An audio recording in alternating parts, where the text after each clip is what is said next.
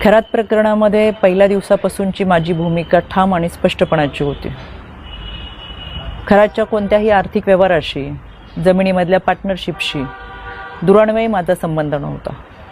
मी कधी कोणत्या महिलेला खरातकडे घेऊन गेले नाही, ना माझा आक्षेपार्ह फोटो व्हिडिओ होता। पण तरीसुद्धा गेले 1.5-2 महिने अतिशय अश्लील अश्लाघ्य भाषेमध्ये विधानं करत, कोणताही पुरावा नसताना माझ्यावर, माझ्या कुटुंबियांवरती केलेले आरोप हे अतिशय वेदनादायक होते। आणि म्हणून आता ही माझी लढाई कायद्याच्या चौकटीतून आहे। इतरांप्रमाणे माझ्या कुटुंबियांनी खरातला गुरु मानलं होतं आणि म्हणून जो पाद्यपूजेचा व्हिडिओ होता तो अतिशय जुना व्हिडिओ होता। त्यावेळेस मी आयोगाचे अध्यक्षही नव्हते, पण तरीसुद्धा खरात प्रकरणाचा तपास हा पारदर्शकपणे व्हावा यासाठी मी राज्य महिला आयोगाच्या अध्यक्षपदाचा आणि प्रदेशाध्यक्षपदाच्या अशा दोन्ही पदांचा राजीनामा दिला।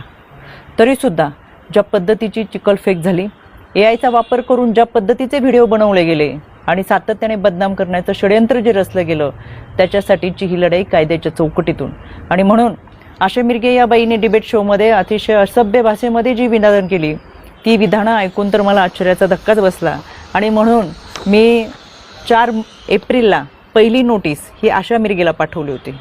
कायद्यापासून पळ काढताना स्वतःचा बचाव करण्यासाठी या बाईने ही नोटीस स्वीकारली नाही, म्हणून पोस्ट ऑफिसच्या माध्यमातून 2दा ही नोटीस परत घरी पाठवली। एकूण 3 वेळा नोटीस पाठवली गेली, पण ही नोटीस या बाईने स्वीकारली नाही। अनक्लेम म्हणून ही नोटीस परत आली आणि म्हणून मला माझगाव कोर्टातून फौजदारी फिर्याद दाखल करावी लागली।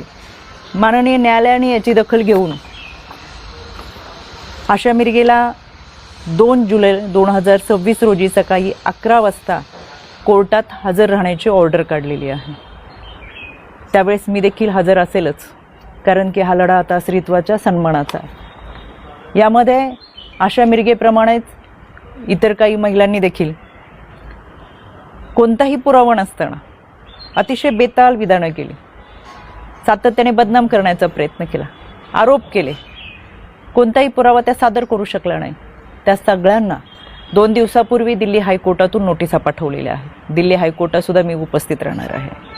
हा लढा स्त्रीत्वाच्या सन्मानाचा, इथून पुढे कोणत्याही महिलेच्या चारित्र्यावरती शिंतोडे उडवले जाऊ नयेत यासाठी हा लढा आहे।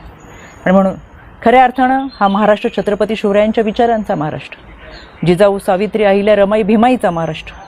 संपूर्ण वस्त्रात असलेल्या स्त्रीला विवस्त्र करण्याचा प्रयत्न या विकृत मनोवृत्तीच्या लोकांनी केला आणि म्हणून या विकृतीच्या विरोधातला माझा लढा आहे।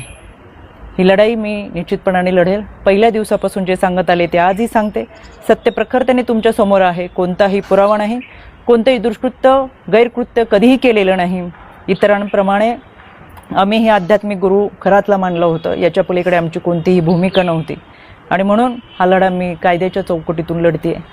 2 जुलै सकाळी 11 वाजता आशा मिरगे हाजीर हो, मी स्वतः माझगाव कोर्टात असेल।